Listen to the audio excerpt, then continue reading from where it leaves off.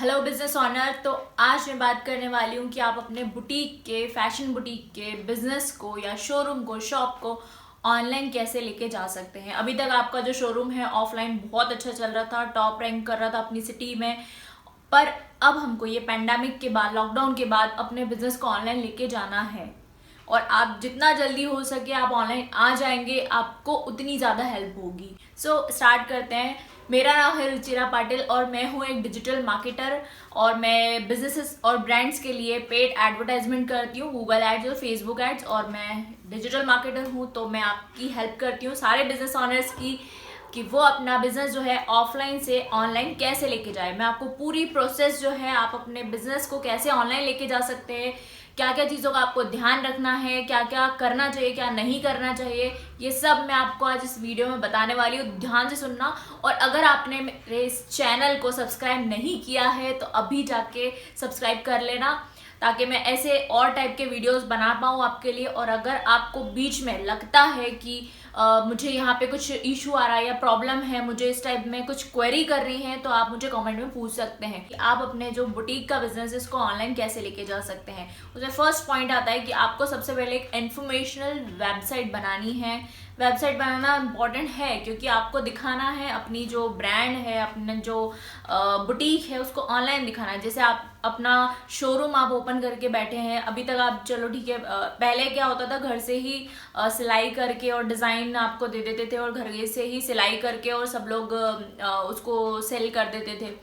फिर उसके बाद हम लोग आए जनरेशन पे कि उसके बाद हम शॉप पे आए, उसके बाद फिर हम लोगों ने शोरूम ओपन कर लिया, उसके बाद शोरूम के 2 से 3 शोरूम्स हो गए हमारे बुटीक के। तो ऐसे करके बढ़ता गया कि हाँ बिजनेस ऐसे एक्सपांड होता है, जैसे जैसे ट्रेंड चलता है वैसे वैसे बिजनेस एक्सपांड होता है। अब जो आ गया है ट्रेंड वो है डिजिटल का, कि आप अब हर कोई अपना फ़ोन लेके बैठा हुआ होता है या लैपटॉप लेके बैठा हुआ होता है और वो देखते हैं डिज़ाइन और उनको कुछ पसंद आ जाता है, तो वो चाहते हैं कि क्यों ना हम यहीं से ऑर्डर कर दें या यहीं से अपना मेजरमेंट लेके दे दें किसी को और वो हमको बना के और अपने घर भिजवा दे। हर कोई यही चाहता है, इवन आप खुद भी यही चाहते हो कि हम अपना जो है ज़्यादा से ज़्यादा बिजनेस है वो ऑनलाइन ही कर लें। मैंने आपको बताया कि आप वेबसाइट क्रिएट करवा सकते हैं। इन्फॉर्मेशनल वेबसाइट बहुत ज़्यादा इंपॉर्टेंट होती है एसईओ पर्पज से। और एसईओ की बात निकल ही गई है तो मैं आपको बता देती हूँ कि एसईओ क्या होता है। एसईओ होता है सर्च इंजन ऑप्टिमाइजेशन। तो जैसे गूगल पे जब हम कुछ सर्च करते हैं तो जो कीवर्ड्स होते हैं, अगर मैंने सर्च किया top 10 boutique in Mumbai, top 10 boutique in Delhi, top 10 boutique, best boutique near me, shop near me, इस टाइप के जो कुछ कीवर्ड्स होते हैं जो कि हम लोग गूगल पे सर्च करते हैं, तो उस कीवर्ड पे कौन सा बुटीक या कौन सी जो वेबसाइट है वो रैंक कर रही है टॉप पर, वो आता है एसईओ का पार्ट। जब हम एसईओ सर्च इंजन ऑप्टिमाइजेशन जो है अपनी वेबसाइट का अच्छे से करते हैं, तभी हमारी जो वेबसाइट है वो टॉप पर आती है, टॉप पे जो रैंक होती है उसमें से आती है, टॉप 10 में से। तो हमको एसईओ पे बहुत ज़्यादा ध्यान देना है। जब आप वेबसाइट बनवाएं तो आप एसईओ पर्सन भी हायर करें ताकि वो आपके वेबसाइट का एसईओ भी कर पाए। जिसे वैसे ये बहुत ही कॉम्पिटिटिव कीवर्ड्स होते हैं क्योंकि हर दूसरा इंसान बुटीक सर्च कर रहा होता है, तो आप इसमें जो है बहुत ही ज़्यादा कंपटीशन होता है। तो आपको इसको बहुत ज़्यादा ही जो बहुत एक्सपर्ट है उनको हायर करना होगा, जो कि आपके लिए बहुत ही अच्छे से जो ट्रेंडिंग कीवर्ड्स है उस पर रैंक करवा पाए। तो आपको एसईओ पे बहुत गूगल बिजनेस प्रोफाइल बनानी है। आपको गूगल बिजनेस प्रोफाइल बनाना बहुत ज़्यादा इंपॉर्टेंट है क्योंकि हर कोई जो भी सर्च करता है गूगल पे सर्च करता है और पहले उसको गूगल पे लोकेशन दिखती है कि हाँ ये इस लोकेशन में, यहाँ से ये जो है मेरे शॉप से ये कितनी दूर है, या मैं जहाँ पे मैं खड़ी हूँ, जहाँ मैं रहती हूँ, जहाँ मेरी लोकेशन है वहाँ से ये कितनी दूर है। तो आपको बिजनेस प्रोफाइल बनाना बहुत ज़्यादा इंपॉर्टेंट है। गूगल बिजनेस प्रोफाइल, वहाँ पे आप अपना कॉन्टैक्ट नंबर ज़रूर देना ताकि वो आपसे कॉल पे कॉन्टैक्ट कर पाए। और वहाँ पे आप फोटोज़ ज़रूर अपलोड करना अपने बुटीक की और जो जो भी आपके ड्रेसेस है, ताकि वो पहले से ही देख ले कि हाँ ये इस टाइप का कलेक्शन अपने बुटीक पर रखते हैं और काफ़ी अच्छा कलेक्शन है। और उसमें आपको अपनी जो है एड्रेस भी देना है और मैप में जो लोकेशन फिट करते हैं आपको लोकेशन, जो एग्जैक्ट लोकेशन होती है वहीं आपको देनी है Google my business profile create करते टाइम गूगल मैप के थ्रू, ताकि वो आपको लोकेशन से ट्रैक करते हुए आपकी शोरूम पर या आपकी शॉप पर आ सके। जब हम लोग अपना ऑनलाइन बिजनेस करना चाहते हैं तो हम 2 चीज़ें चाहते हैं। हम चाहते हैं कि या तो हमारे क्लाइंट जो है वो हमसे वेबसाइट्स के थ्रू परचेस करें, या तो हमसे वो शोरूम पर आके या हमारी शॉप पर आके हमसे बाय करे या ऑर्डर करे। दो चीज़ें ही हो सकती है। तो आपको दोनों के लिए प्रिपेयर रहना है। गूगल पे अगर कोई चाह रहा है सर्च कर रहा है तो आप उनको अपने शोरूम पर भी बुला पाए, और अगर वो चाह रहे हैं कि आप अगर वो चाह रहे हैं कि ऑनलाइन ऑर्डर करना है हमको, हम नहीं आ सकते क्योंकि हम दूसरी सिटी में हैं ऑलरेडी अभी। बट हाँ, जैसे मुझे जाना है वेडिंग फंक्शन में जयपुर में, बट मैं अभी इंदौर में बैठी हूँ और मैं चाहती हूँ कि मुझे जयपुर से शॉपिंग करनी है और मुझे वहीं से खरीदना है, तो मैं वहाँ के सर्च कर रही हूँ और मैं 10 दिन बाद वहाँ पे आने वाली हूँ, तो मुझे अपना जो ड्रेस है वो रेडी मिले। तो मैं चाहूँगी कि यार मैं ऑनलाइन भी अपना जो है कन्वर्सेशन कर पाऊँ किसी से भी, तो वेबसाइट भी आपकी होनी चाहिए। इसीलिए मैंने आपको बोला था कि आपकी वेबसाइट होना बहुत ज़्यादा इंपॉर्टेंट है। इससे क्या होता है कि अथॉरिटी बिल्ड होती है। तो आपको दोनों टाइप से अपने क्लाइंट को लेकर आना है। आपको वेबसाइट पे भी ट्रैफिक लेकर आना है, आपको अपने शोरूम पर भी ट्रैफिक लेकर आना है। हमारा जो मेन गोल है कि हमारे पास में ट्रैफिक आना चाहिए। डिजिटल मार्केटिंग का जो मेन गोल होता है कि आपके पास में क्लाइंट आए, आपसे परचेस करें, आपका प्रोडक्ट अगर अच्छा होगा तो आपसे परचेस जरूर करेंगे। ट्रैफिक लाने के लिए हम क्या क्या कर सकते हैं, इसके 4 से 5 तरीके होते हैं जिससे हम अपने शॉप शोरूम पर ट्रैफिक लेके आ सकते हैं या क्लाइंट्स लेके आ सकते हैं या वेबसाइट पर। पहला तरीका होता है गूगल एड्स के थ्रू, कि हम गूगल एड जो है रन कर सकते हैं एडवर्टाइजमेंट के थ्रू, जिसमें शॉपिंग एड्स होते हैं।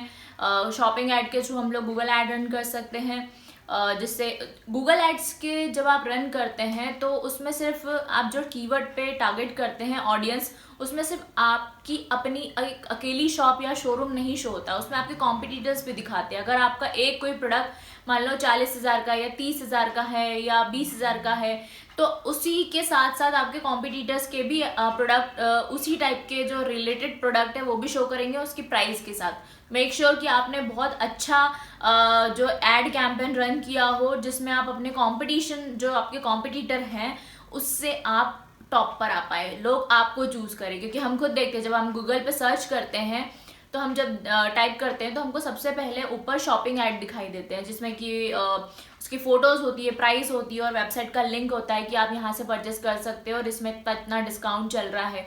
तो ये गूगल ऐड शॉपिंग ऐड होते हैं, इसमें सर्च कैंपेन ऐड भी होते हैं और काफ़ी टाइप के एड्स रन होते हैं गूगल एड्स में। तो उस टाइप के ऐड आप रन कर सकते हो, उससे आपकी जो वेबसाइट है वहाँ पे ट्रैफिक आएगा, लीड्स मिल जाएगी कि हाँ इस टाइप के जो लोग हैं ये इस टाइप का सर्च करते हैं, तो हमको उनको इन फ्यूचर हमको उनको रीटारगेट करने में ईजी रहेगा। सेकंड चीज़ आती है कि हमको ट्रैफिक कैसे लेके आना है। सेकंड का तरीका होता है फेसबुक एड्स। फर्स्ट जो था गूगल एड्स था, सेकंड है फेसबुक एड्स। फेसबुक एड्स के थ्रू भी आप अपने वेबसाइट पर या शोरूम पर ट्रैफिक लेके आ सकते हैं। और फेसबुक एड से हम फेसबुक की जो ऑडियंस होती है आप उनको भी टारगेट कर सकते हो, लोकल ऑडियंस को भी, इंडियन ऑडियंस को भी। अगर आपको वर्ल्ड वाइड भी अगर टारगेट करना है अपनी ऑडियंस को तो आप वर्ल्ड वाइड भी टारगेट कर सकते हो फेसबुक के थ्रू। और सेम चीज़ हम इंस्टाग्राम प्रमोशन में भी होता है। अगर आपको इंस्टाग्राम की ऑडियंस को टारगेट करना है तो वहाँ पर भी आप किस टाइप की लोकेशन पे और किस टाइप के इंटरेस्ट बेस पे टारगेटिंग, इसमें क्या होता है कि सभी टाइप के इंटरेस्ट बेस पे टारगेटिंग होती है।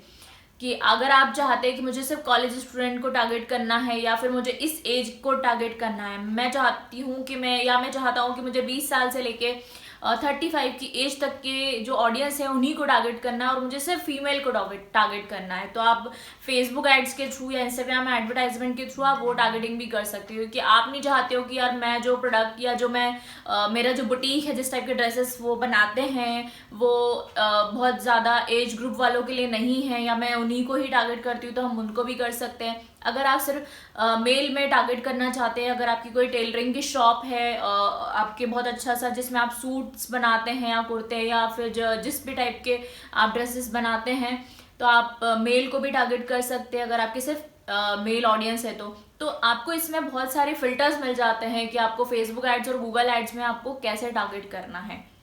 तो इससे क्या होता है कि आपके पास में ट्रैफिक काफ़ी ज़्यादा आ जाता है और ये सबसे बेस्ट तरीका होता है अपनी वेबसाइट पर जो है ट्रैफिक लाने का। फोर्थ पॉइंट है कंटेंट मार्केटिंग। कंटेंट मार्केटिंग जो है आजकल बहुत ज़्यादा ही ट्रेंड में है कि आप इस टाइप का कंटेंट बनाओ और उसके थ्रू आपके पास में ऑडियंस आती है। उसके लिए सबसे बेस्ट प्लेस होती है सोशल मीडिया और ब्लॉग्स।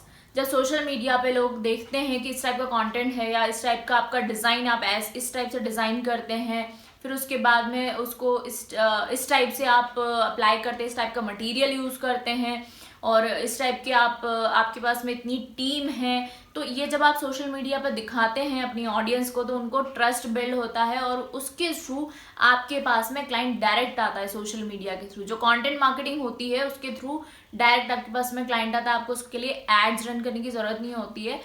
बट अगर आप स्टार्टिंग के स्टेज पर हैं तो आप दोनों पे फोकस करें, क्योंकि कंटेंट मार्केटिंग भी उतनी ज़्यादा इंपॉर्टेंट है जितनी ज़्यादा पेड एडवर्टाइजमेंट है।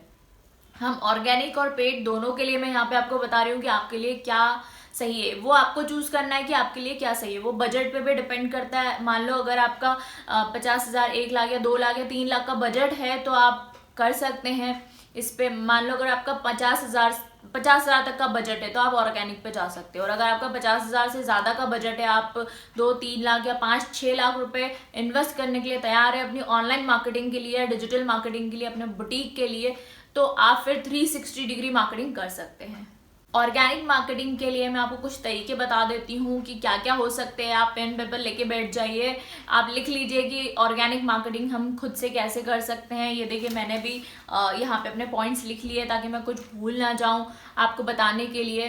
तो मैंने भी लिख लिए हैं और आप भी पेन पेपर लेके बैठ जाइए। और अगर आपकी कुछ भी क्वेरी है तो आप कमेंट में मुझसे पूछ लेना कि हाँ मुझे मेरा ये इस टाइप का बिजनेस है और इस टाइप के बिजनेस के लिए मैं कैसे ऑनलाइन मार्केटिंग कर सकते हैं, या कुछ भी डाउट हो आपको इस वीडियो में कहीं पर भी तो आप कमेंट बॉक्स में पूछ सकते हैं। और प्लीज़ सब्सक्राइब कर लेना। और अगर आपके कोई फ्रेंड है, फैमिली वाले हैं जिनका बुटीक का है या जिनका फैशन डिज़ाइनिंग का बिजनेस है तो उनको भी आप ये सेंड कर सकते हैं, उनके बहुत काम आने वाला है। क्योंकि जो अब मैं स्ट्रैटेजी बताने वाली हूँ वो ऑर्गेनिक मार्केटिंग की है, जो आप खुद भी कर सकते हैं या आप किसी को हायर भी कर सकते हैं। अगर आप स्किल्ड नहीं है तो आप किसी को हायर भी कर सकते हैं। फर्स्ट है जो स्ट्रैटेजी है वो ऑर्गेनिक मार्केटिंग की, वो है फेसबुक ग्रुप्स। कि जो भी फेसबुक ग्रुप होते हैं, काफ़ी सारे ऐसे ग्रुप्स होते हैं जो कि लेडीज़ वाले होते हैं, जिन्होंने जो मॉम्स वाले ग्रुप होते हैं या डिज़ाइनर ग्रुप होते हैं, फैशन डिज़ाइनर के ग्रुप्स होते हैं, या फिर मेल और फीमेल के दोनों अलग अलग भी होते हैं, या कुछ ऐसे ग्रुप्स होते हैं जो कि पर्टिकुलर नीश डिपेंडेंट होते हैं। जैसे वेडिंग प्लानर वाला ग्रुप होगा या सैलून वाले ग्रुप है, मेकअप आर्टिस्ट वाले ग्रुप है, तो आप उसमें जो है आप एंटर कर सकते हैं, आप उसमें ज्वाइन कर सकते हैं। ताकि क्योंकि ये जो है आपकी नीश से रिलेटेड है। अगर आप बुटीक का बिजनेस कर रहे हैं तो जैसे सैलून वाले, मेकअप आर्टिस्ट है, फोटोग्राफर है, वेडिंग प्लानर है, ये कहीं ना कहीं इंटरकनेक्टेड होते हैं।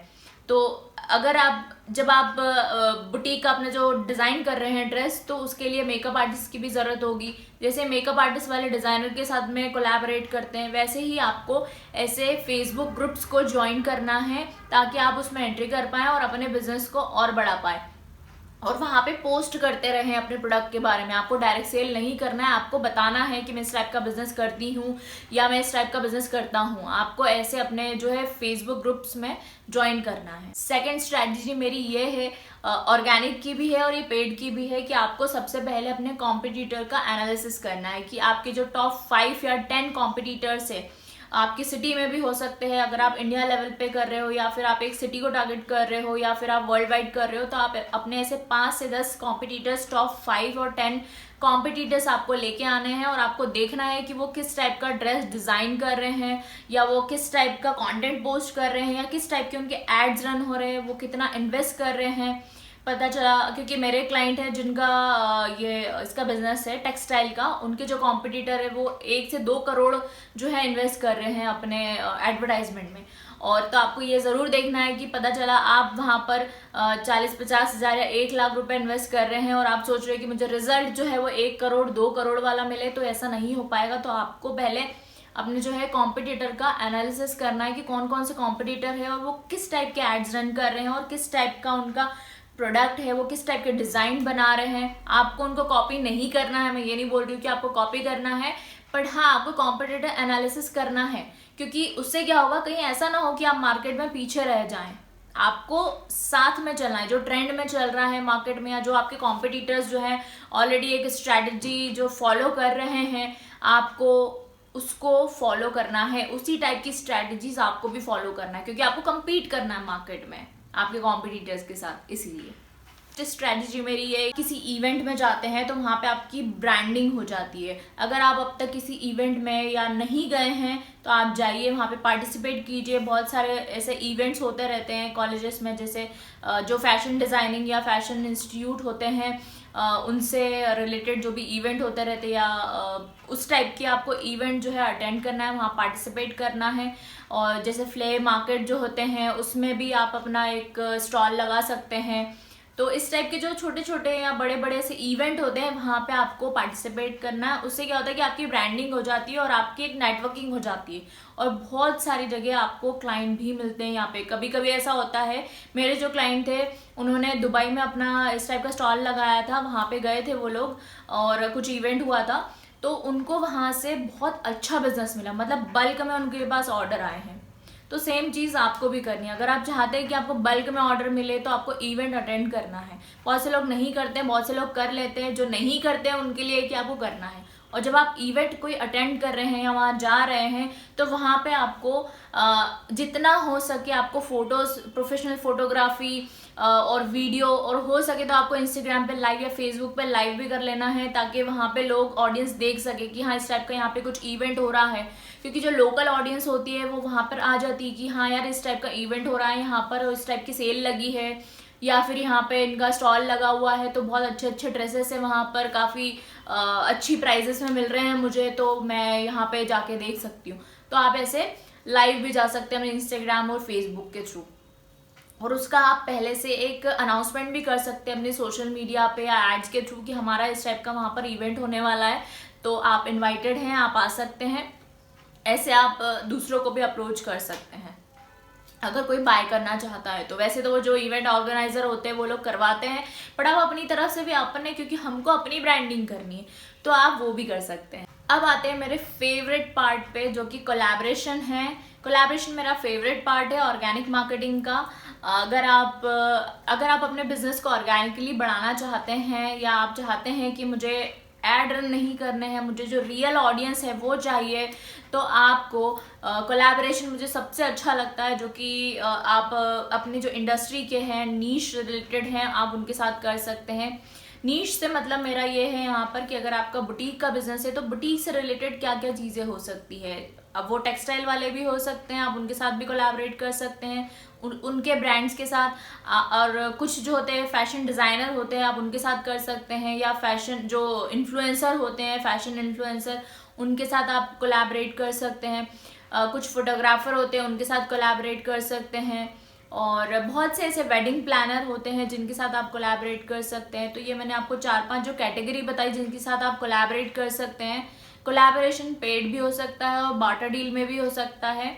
अगर आप इन्फ्लुएंसर मार्केटिंग पे जा रहे हैं, बेस्ट पार्ट है अभी के टाइम पे, अगर आपको अच्छी ऑडियंस, अच्छी सेल और अच्छा कुछ चाहिए, कस्टमर क्लाइंट है जो आपको बहुत ही हाई पेइंग क्लाइंट चाहिए कि जो आपसे ही हमेशा खरीदे आप, ये क्योंकि हमको वन टाइम सेल नहीं करनी है कि हमारे यहाँ कोई भी क्लाइंट आया है और उन्होंने बस एक बार खरीद लिया है हमसे और या नेक्स्ट टाइम अब वो कहीं और चले गए, ऐसा नहीं करना है। हमको लॉन्ग टर्म एक क्लाइंट को रखना है। अगर वो हमारे पास आ रहे हैं अपना ऑर्डर लेकर और हमसे अपने बुटीक से, हमारे बुटीक से बनवा रहे हैं, तो हम चाहते हैं कि उनके 4 जो रिश्तेदार हैं या उनके 4 जो फ्रेंड हैं वो भी हमारे पास में आए, हमको ऐसा काम करके देना है।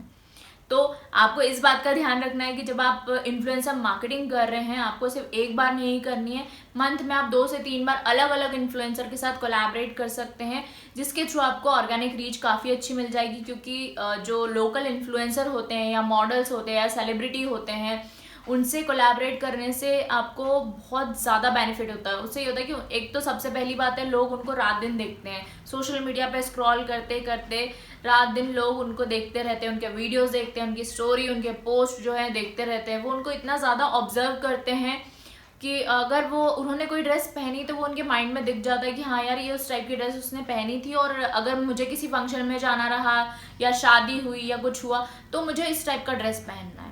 वो मेल इन्फ्लुएंसर भी हो सकता है, वो फीमेल इन्फ्लुएंसर भी हो सकता है, आप दोनों को टारगेट कर सकते हैं। जिस टाइप का भी आपका बुटीक है, अगर आप मेल और फीमेल दोनों को टारगेट करते हैं तो आप दोनों के लिए इन्फ्लुएंसर मार्केटिंग करवा सकते हैं, और अगर आप सिर्फ फीमेल को टारगेट करते हैं तो आप उसके लिए भी इन्फ्लुएंसर मार्केटिंग करवा सकते हैं। तो ये मेरी एकदम ऑर्गेनिक और पेड दोनों स्ट्रैटेजी थी कि आप अपने बुटीक के बिजनेस को कैसे ग्रो कर सकते हैं। अगर आपकी कोई क्वेरी है तो आप पूछ लेना, और बिजनेस स्ट्रैटेजी कॉल के लिंक भी दे दूंगी, तो अगर आपको डायरेक्ट मुझसे कॉन्टैक्ट करना है या मुझसे डिजिटल मार्केटिंग करवानी है तो आप वो भी करवा सकते हैं। तो यहाँ पे एक और चीज़ मैं ऐड करना चाहूँगी जो कि मेरी ग्रोथ है, कि अगर आप चाहते हैं कि अभी आपका नया नया बिजनेस है जो कि अभी अभी ऑनलाइन आया है, आपकी नई वेबसाइट बनी है, आपका नया नया सोशल मीडिया पेजेस है, तो आप सबसे पहली चीज़ करें कि आप अपने बिजनेस को आप अमेजोन सेलर पे आप रजिस्टर कर लीजिए, क्योंकि जब आपके प्रोडक्ट वहाँ जाते हैं तो आपको एक ब्रांडिंग तो मिल जाती है। क्योंकि थोड़े टाइम बाद, जैसे 1 साल या 2 साल तक आप उस पर ही अपना जो है प्रोडक्ट सेल करते रहें, फिर जब आपका एक ब्रांड बिल्ड हो जाता है तो उसके बाद आप अपना खुद से जो है सारा ट्रैफिक लेके आ सकते हैं, क्योंकि आपकी ब्रांड बिल्डिंग हो जाती है। लोग क्या करते हैं कि जब बाद में देखते हैं आपके प्रोडक्ट को तो उनको कहीं ना कहीं माइंड में होता है कि हाँ, मैंने ये प्रोडक्ट अमेजोन पे भी देखा था, या मैंने ये फ्लिपकार्ट पे भी देखा था, मैंने इनकी ड्रेस जो थी ये फ्लिपकार्ट पे देखी थी या अमेजोन पे देखी थी। तो आपकी एक ब्रांड बिल्ड हो जाता है ऑलरेडी। फिर आप क्या कर सकते हैं कि वहाँ पे आप पोस्ट तो करेंगे, बट जब आप वहाँ पे लिख देंगे कि यार आउट ऑफ स्टॉक है, आउट ऑफ स्टॉक है, बट अगर ड्रेस पसंद आ रही होती है किसी को भी, या कोई शर्ट है या ब्लेजर है या फिर कोई ड्रेस है, गाउन है या साड़ी है या सूट है, अगर किसी को बहुत ज़्यादा पसंद आ रहा होता है ना, तो वो उसको ढूंढते हुए कहीं से भी आ जाता है। तो आपको उस चीज़ के लिए प्रिपेयर रहना है। फिर ये बात के लिए मैं आपको बता रही हूँ, जब आप अमेजोन पे अपना एक ब्रांड बिल्ड कर लेंगे उसके बाद के लिए, फिर आपको उसके लिए प्रिपेयर रहना है। जब वहाँ पर आउट ऑफ स्टॉक दिखाएगा तो लोग अपने आप आपकी वेबसाइट पर आएंगे ढूंढते उस ड्रेस को कि और कहाँ मिल सकती है हमको इस टाइप की ड्रेस। तो फिर वो जो आपकी वेबसाइट पे जब शो होगी कि हाँ यार यहाँ पे तो अवेलेबल है, और आप उसको थोड़े से कम प्राइस में भी दे सकते हैं वहाँ से, तो लोग फिर धीरे धीरे धीरे धीरे अमेजोन और फ्लिपकार्ट को और दूसरे जो प्लेटफॉर्म है रीसेलिंग प्लेटफॉर्म, उसको छोड़कर फिर आपके प्लेटफॉर्म से, आपकी वेबसाइट से ही, ई कॉमर्स वेबसाइट से खरीदने लगेंगे। ये मेरा ग्रोथ हैक है, जो कि जब आप अपना ब्रांड बिल्ड कर चुके होते हैं उसके बाद आप ये अप्लाई कर सकते हैं। 2-3 चीज़ें आप और कर सकते हैं अपने ब्रांड को बिल्ड कर। फैशन डिज़ाइनिंग के जो इंस्टीट्यूट होते हैं, जैसे इंदौर में तो INIFD है, और बाकी जगह भी और फैशन डिज़ाइनिंग के जो इंस्टीट्यूट है वहाँ से आप कोलैबोरेट कर सकते हैं। तो उनको आप इंटर्नशिप दे सकते हैं वहाँ के इंस्टीट्यूट को, और वहाँ जाके आप अपना डिज़ाइन जो है वो सिखा सकते हैं। तो ये कोलैबोरेशन होता है। इससे क्या होता है कि आपकी ब्रांड बिल्डिंग होती है। आप ये अभी आपके माइंड में आ रहा होगा कि यार ये हमको नहीं पसंद आता है, या किसी कॉलेज में जाना सिखाना, ये सब ये पार्ट होता है आपकी ब्रांडिंग का। इससे आपको क्या होता है, स्टूडेंट जो आते हैं ना वो होते हैं 20-21 साल से 20-25 साल तक के या 26 साल तक के। जो ये एज ग्रुप होता है ना, ये बहुत ज़्यादा ही एक्टिव माइंड होता है, इनके पास में नए नए आइडियाज़ होते हैं, क्रिएटिव आइडियाज़ होते हैं। तो इससे आपको क्या होता है कि आप खुद भी अपग्रेड हो जाते हो, और जब आप इनको इंटर्नशिप देते हो तो ये जो आपके यहाँ काम करते हैं इनको पता होता है कि इस टाइप का डिज़ाइन करते हैं, ये चीज़ें होती है। तो ये बाद में जो है आपके पास ही आते हैं डिज़ाइंस लेके कि हमको इस टाइप का डिज़ाइन बनवाना है। तो आप 2-3 आपको अगर आप बिजनेस करना है तो आपको 360 डिग्री मार्केटिंग करनी पड़ेगी अपने ब्रांड की, अपने बिजनेस की। ऐसा नहीं है कि हमको सिर्फ एक ही चीज़ पे रहना है, या हम सिर्फ गूगल एड्स पे डिपेंड है, या हम सिर्फ फेसबुक एड पे डिपेंड है, या हम लोग सिर्फ और सिर्फ वॉक इन के थ्रू डिपेंड है, या सिर्फ कॉलेज और इनके थ्रू नहीं। हमको सभी पे ध्यान देना है। हमको 360 डिग्री मार्केटिंग करनी है अपने ब्रांड की।